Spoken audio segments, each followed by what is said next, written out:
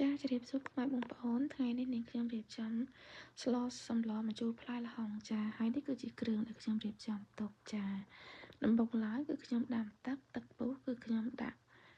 ខ្ទឹមស2មើមចាបន្ទាប់មកទៀតគឺខ្ញុំដាក់សាច់មាន់ចូលទៅ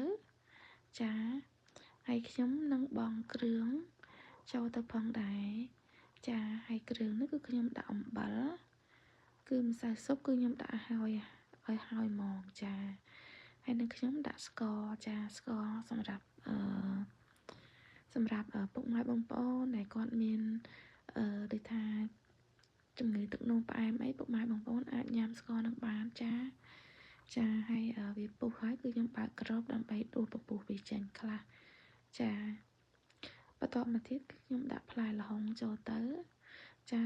ផ្លែល្ហុងដែលខ្ញុំបានចិតហើយហ្នឹងចាគឺកូរបន្តិចចាហើយខ្ញុំក៏បានបិទក្របចាឲ្យផ្លែល្ហុងហ្នឹងរៀងឆ្អិនបន្តិចបានយើងដាក់គ្រឿងផ្សំហ្នឹងបន្តចូលទៅទៀតចាហើយគឺខ្ញុំឃើញមានពពុះហ្នឹងគឺខ្ញុំដួសវាចេញចាគ្រាន់តែបញ្ចូលសំឡេងពុកម៉ែបងប្អូនហើយគឺថាលេបទឹកមាត់ម្ដងទៀតចាហើយបន្តមកទៀតគឺខ្ញុំដាក់ត្រីចូលទៅចាហើយពេលដែលខ្ញុំដាក់ត្រីហ្នឹងគឺខ្ញុំអត់ហ៊ានកូរទៅទេពីព្រោះខ្ញុំចាំម៉ាក់ខ្ញុំគាត់ប្រាប់ថាត្រីពេលដែលយើងបង់ចូលស្លហើយពេលយើងកូរវាអាចនឹងធ្វើឲ្យទឹកហ្នឹង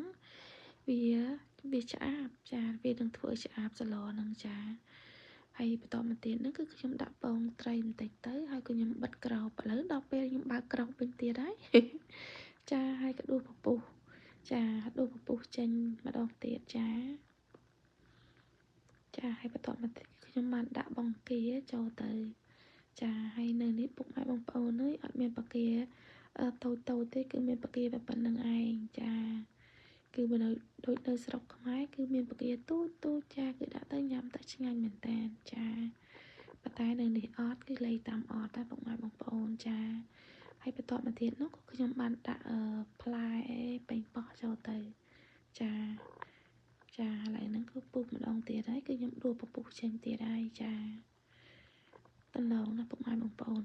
ហើយខ្ញុំក៏បានដាក់ចាក់ទឹកអំពិលទុំចូលទៅចាហើយក៏ខ្ញុំកូរវាបន្តិចចាគឺខ្លាចបែកសាច់ត្រីចាហើយក្រោយមកទៀតនេះគឺខ្ញុំបានបង់មកអមហើយនឹងជីនឹងហាន់ចូលមួយគ្នានឹងចូលទៅចាអូយពុកម៉ែបងប្អូនអើយជាតិឆ្ងាញ់ណាស់ចាអរគុណ